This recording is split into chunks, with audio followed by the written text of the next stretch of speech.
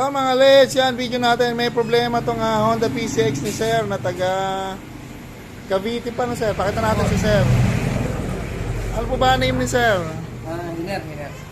Nakarating si Sir dito sa Malolos para sa problema ng motor ni Sir, no? Ano problema ng motor mo po, Sir? Nagpakabit nga ako ng tag dito, yung Busina. yung piyaya. Tapos naputukan ako Ng fuse. ng fuse. Ayun, napagpalit ko ng fuse. Mali yung naipalit kong fuse. Nawala lahat yung traction control. Wala headlight, Headlight. traction control ay mamatay. Wala Pati lahat. speedometer ayaw. So multiple problem to, no, Sir? Nakabahan na nga ako eh. Dinala ko sa Honda, sabi sa akin, yung huling nagkaganyan to yung motor, 18,000 daw, piyesa pa lang. Yun, mga Leds, dinala na sa Honda pala. Huwag na sabihin sa branch, Sir. Pero hindi ko pa siya napapano. I-ano pa nga daw yung tayo. Hindi man lang chinek, Sir. Hindi man lang chinek visually. Tinanong ko ano yung problema. Ah, Yun, binanggit ko nga na nagkamali ako ng saksak ng fuse. so, palagi mo sa ba't na wala ng isang fuse? Ikaw rin. Tama rin. So, in fairness naman sa gumawa, nung inalis mo sa shop to, Sir, nagkap ng busina, okay naman. Okay naman. Puputok talaga, Sir, yung fuse kasi parang yung horn ni Sir, hindi nakatap sa battery, so maaaring kinunik yun sa isang load, so niya sa ilaw, kaya puputok, Sir, yung fuse. So, yun ang ayusin natin, Sir. Sige, Sir, thank you, Sir, ha. Salamat din, sir. Salamat. So, yun, natatakot na Sir kanina, akala namin may ibang problema. Bago papunta dito, nakabahan ako. Alang headlight, nakailaw yung TCS, tapos speedometer ay gumalaw, hindi gumagana, naka-zero lang. So, buksan natin. Kanina kasi, ito basahin nyo ito mga Leds, meron dito mga fuse. Pati yun yung mga gamit ng bawat fuse na yan. Saka yung rating ng fuse. Parang may kulang na fuse na isa. Sabi naman ni Jojo, wala daw, ganun daw talaga. Parang daw mapaniwala na kulang yung isang slot eh. Ito. Parang di ako makapaniwala na kulang itong isang slot dito. Ito talaga 5. Dito talaga may bakating isa. Yun, no? So nilagyan natin. After ko malagyan, umilaw na yung headlight. So, tapos yun lang pala problema. Fuse lang. Natakot pa si Sir. Kala niya malaki. Kala ko may ibang problema, Sir, eh. Sabi ko siya, pa-diagnose mo na eh. Kala ko may ibang problema. So okay na yung problema ni Sir. Ang napansin na lang natin, eto, mali rin to eh. Mali. Bumaba lang si Sir dito kung malabog na ito. Ito isang busina ni Sir. Tapos yung busina nandito, ito yung pinapasok ng tubig. Saka napansin natin dito, itong pulang wire na to, ayan o.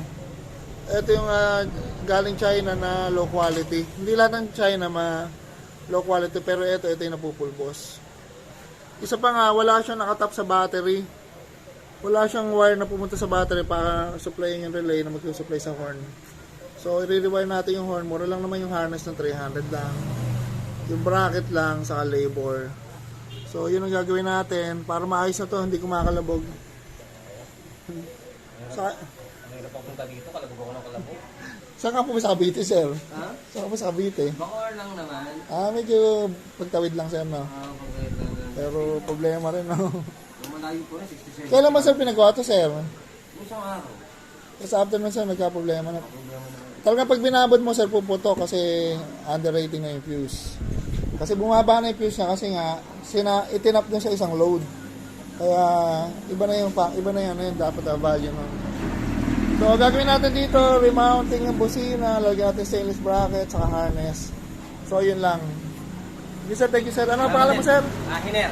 Si Sir Hiner, taga Bacoor, Cavite. Yan. Sana okay na problema na, Sir, mamaya. Yan, pakita natin mga Leds kung ano naging cause ng pagputok ng fuse. So, dito nagsimula ang problema ni Sir.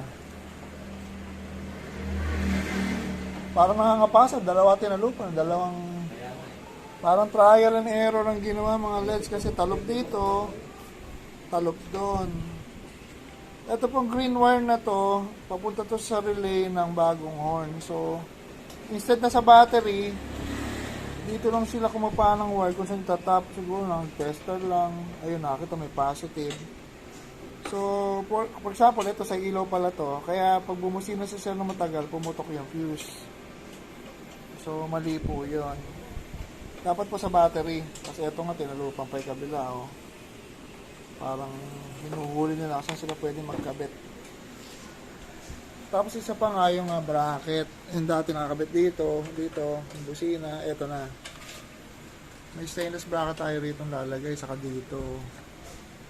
So yung busina, nakatago sa tubig baha pag umaandar, saka sa car wash. Tapos gagawin natin sariling harness na nakatap sa battery. Para may sariling fuse. Para safe. So pakita natin. Isang kamay lang dyan, pakita mo lang. Ayan. So ganyan na yan. Isa pa naman tayo. Ayan. Yung butas niya matatakip na, hindi na siya ganong basahin. Tapos yung kabila dyan, pakita mo lang. Dito sa taas. Dito sa taas.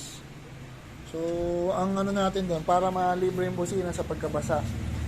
Kasi yung mga stain hole na may butas, pag napasok ng tubig, humihina talaga. So, ayan mga Reds. Yun. Tapos, install na namin ng ilaw to, ng Extreme. So, yun ang ginagawa nating wiring. Yan po, thank you.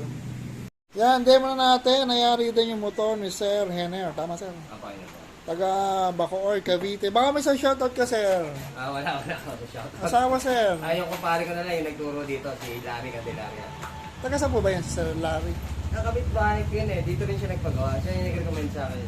Taga Cavite rin, Sir. Kapit-bahay ko. Ang galing, Sir. Neighbor mo, Sir. Ano motor mo, Sir?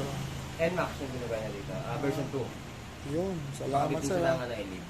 Ganun talaga pagka okay gawa, Sir, marirekomenda. Yung gumawa niyan, Sir, marirekomenda mo, Sir. Ako po. Huwag mong babanggitin yun, Sir. Hindi na nga.